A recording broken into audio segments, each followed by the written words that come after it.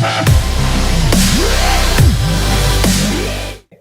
semua, selamat kembali. First of all, abang nak ucapkan tahniah kepada adik-adik sebab dah pun masuk ke tingkatan 2. Kalau tahun lepas adik-adik dah belajar macam-macam dalam tingkatan 1. Jadi kita nak sambung pembelajaran kita untuk subjek matematik tingkatan 2 bab 1. Tapi sebelum tu, jom kita saksikan dulu video ini. Selamat menonton.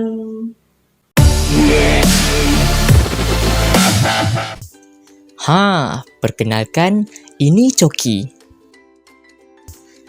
Coki bekerja sebagai seorang pencuci pinggan di sebuah restoran berdekatan rumahnya. Setelah selesai bekerja, Coki diberi gaji sebanyak RM50 sehari. Dengan kecekalan dan kerajinan Coki bekerja, maka bertambahlah duit Coki hari demi hari.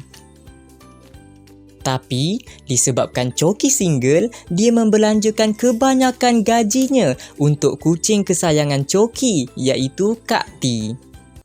Jadi, daripada kisah si Coki tadi, apa kaitannya dengan pembelajaran kita hari ini? Kalau nak tahu, jom kita tengok. Melalui kisah Coki si budak single itu tadi, kita dapat lihat pada hari pertama Coki bekerja, jumlah gaji yang diterima Coki ialah sebanyak RM50. Pada hari kedua pula, jumlah gaji Coki menjadi RM100. Manakala pada hari ketiga, Coki dapat mengumpul gaji sebanyak RM150 dan begitulah seterusnya. Daripada jumlah gaji Coki pada hari kelima, kita dapat meneka berapakah gaji Coki pada hari-hari berikutnya kerana peningkatan jumlah gaji Coki itu mempunyai pola tertentu. Apa itu pola? Nope. Itulah yang kita nak belajar hari ini. Adik-adik, sebelum kita teruskan, abang nak kongsikan beberapa kriteria kejayaan yang kita nak capai bersama. Di akhir video ini nanti, adik-adik mestilah berupaya mengenal pasti pelbagai bentuk pola dengan betul. Kedua, adik-adik boleh memerihalkan pola menggunakan ayat sendiri dengan tepat. Dan yang ketiga, adik-adik mampu untuk membuat rumusan berkaitan pola dengan cemerlang. Okey, jom kita teruskan. Baiklah, tadi abang ada menyebut perkataan pola. Definisi pola ialah aturan atau corak tertentu dalam senarai nombor atau objek. Untuk memahami maksud pola, mari kita lihat semula jumlah gaji Coki tadi. Daripada jumlah gaji Coki, kita boleh senaraikannya seperti ini. Kita tahu bahawa gaji Coki pada setiap hari ialah RM50. Maka, pola bagi senarai di atas ialah menambah 50 kepada nilai sebelumnya. Kerana untuk mendapatkan nilai 100, kita perlu menambah 50 kepada nilai sebelumnya. Begitu juga, untuk mendapatkan nilai 150, kita perlu menambah 50 kepada nilai sebelumnya. Maka, pola bagi gaji Coki ialah menambah 50 kepada nilai sebelumnya. Mari kita lihat contoh seterusnya. Kita diberi rajah seperti ini. Agak-agaknya, apakah corak yang keempat ya? Ya, corak yang keempat, kita perlu menambah satu lagi segitiga pada corak sebelumnya. Maka, pola bagi rajah ini ialah menambah satu segitiga kepada corak sebelumnya. Kita lihat pula contoh-contoh ini. Kita diberi set-set nombor berikut. Apakah pola bagi set-set nombor ini? Mari kita selesaikannya bersama. Bagi contoh 3, set nombor yang diberi adalah menurun. Ini bermakna terdapat dua kemungkinan operasi yang terlibat, iaitu tolak ataupun bahagi. Mari kita cuba dahulu dengan operasi tolak. Apabila 17 tolak 7 bersamaan dengan 10. 7 tolak negatif 3 bersamaan 7 tambah 3 akan menghasilkan 10. Dan negatif 3 tolak negatif 13 adalah bersamaan dengan negatif 3 tambah 13 akan menghasilkan 10. Disebabkan hasil tolak nombor sebelum kepada nombor selepas semuanya bersamaan dengan 10, ini bermakna pola bagi set nombor ini ialah menolak 10 daripada nombor sebelumnya. Bagi contoh 4 pula, set nombor yang diberi adalah menaik. Ini bermakna terdapat dua kemungkinan operasi yang terlibat, iaitu tambah ataupun darab. Mari kita cuba dahulu dengan operasi tambah. Daripada set nombor berikut, kita tahu 2 perlu ditambah dengan 4 untuk menghasilkan 6. Kemudian, 6 kita tambah dengan 4 akan menghasilkan 10 dan bukannya 18. Maka, operasi yang terlibat bukanlah tambah tetapi semestinya darab. Kita cuba pula dengan operasi darab. 2 hendaklah didarab dengan 3 untuk menghasilkan 6.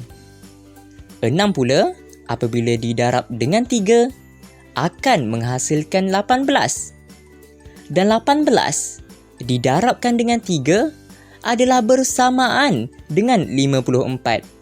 Kesimpulannya, pola bagi set nombor berikut ialah mendarab nombor sebelumnya dengan 3.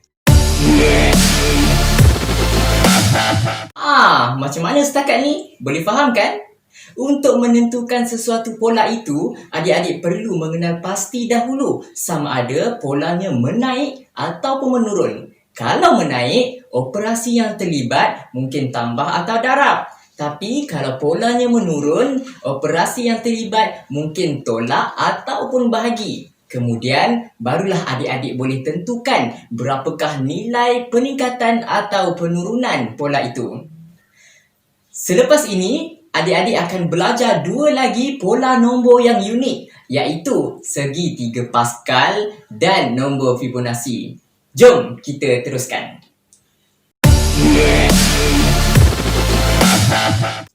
Gambar rajah ini menunjukkan sebuah segitiga Pascal.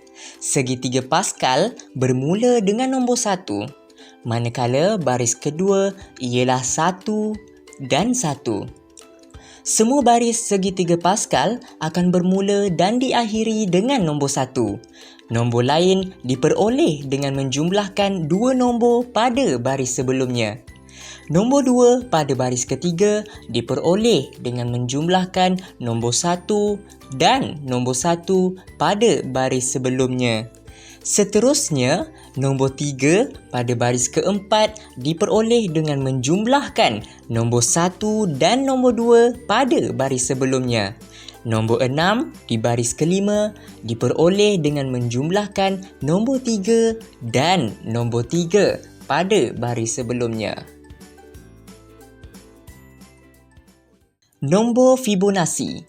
Nombor Fibonacci merupakan suatu corak nombor yang berurutan. Urutan nombor Fibonacci bermula dengan angka 0 dan 1. Dan sebutan seterusnya diperoleh dengan menambah dua sebutan sebelumnya.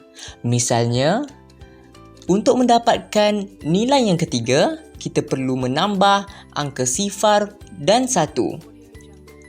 0 tambah 1 akan menjadi 1. Untuk nilai yang keempat, kita perlu menambah dua nombor sebelumnya. 1 tambah 1 akan menjadi 2. Untuk mendapatkan nilai yang kelima, kita perlu menambah dua nombor sebelumnya, iaitu 2 tambah 1 akan menjadi 3. Dan begitulah seterusnya.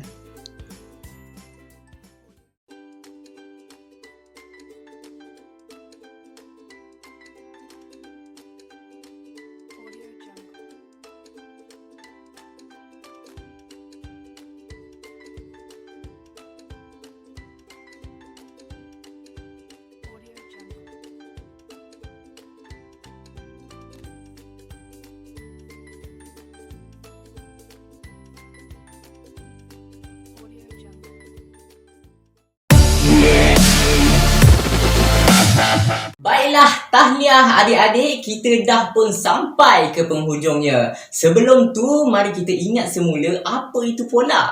Pola merupakan suatu corak tertentu dalam sesuatu nombor atau objek. Suatu pola dalam senarai nombor ditentukan dengan menambah, menolak, mendarab atau membahagi nombor sebelumnya. Manakala pola dalam objek ditentukan dengan memerhati susunan objek sebelumnya.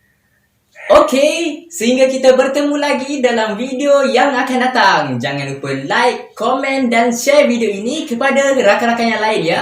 Bye!